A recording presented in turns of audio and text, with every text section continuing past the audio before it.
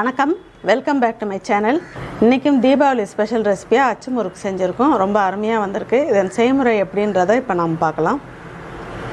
இப்போ அச்சு முறுக்கு செய்யறதுக்கு 250 கிராம் கப்பில் 2 கப்பு நான் அரிசி மாவு சேர்க்க போகிறேன்.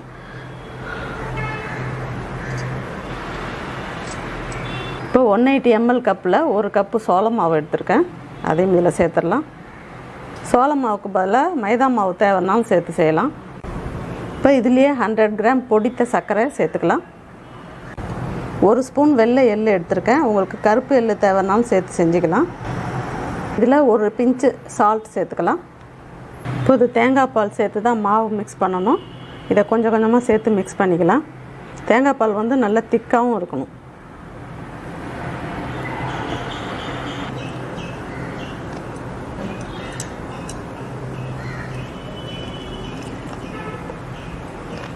நல்லா கட்டி இல்லாத ஈவனாக மிக்ஸ் பண்ணிக்கலாம். இப்போ ரொம்ப திக்காக இருக்க மாவு, இன்னும் கொஞ்சம் பால் சேர்த்துக்கலாம்.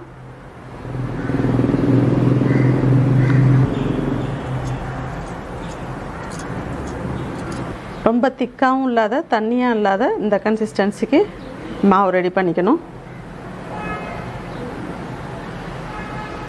இப்போ எண்ணெய் வந்து 3/4 பாகத்துக்கு காய்ச்சலாக இருக்கணும். ரொம்பவும் காய்ச்சலாக இருந்துச்சுன்னா உங்களுக்கு முறுக்கு கருகிடும்.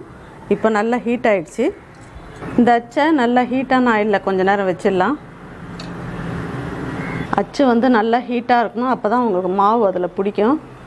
இது மாதிரி நல்லா கொஞ்சம் நேரம் வச்சுருந்துட்டு அதுக்கப்புறம் மாவில் வச்சு எடுக்கலாம்.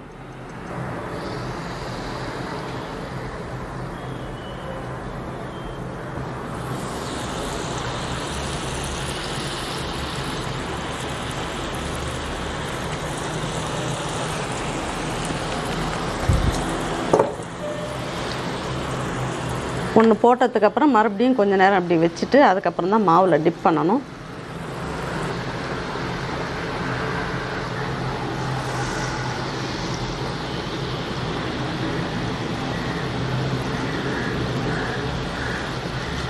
கொஞ்சம் நல்லா வெந்ததுக்கப்புறம் தானாகவே அப்படியே வந்துடும்.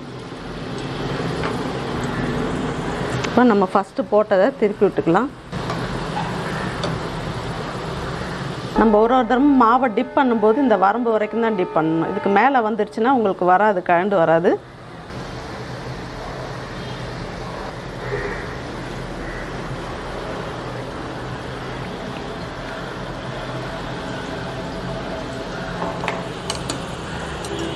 இப்போ நம்ம ஃபஸ்ட்டு போட்டதை எடுத்துடலாம்.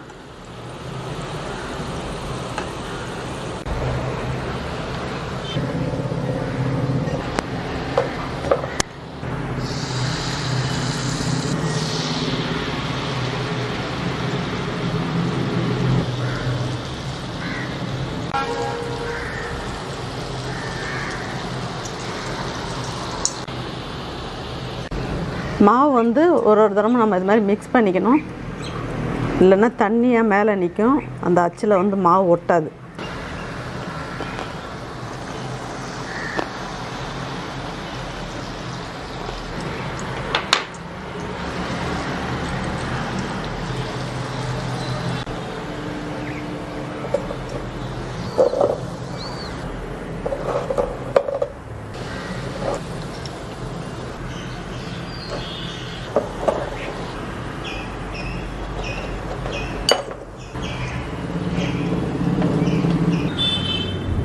இப்போ இது எப்படி கிறிஸ்பாக வந்திருக்குன்னு பார்க்கலாம். எவ்வளோ கிறிஸ்பாக வந்திருக்கு பாருங்கள்.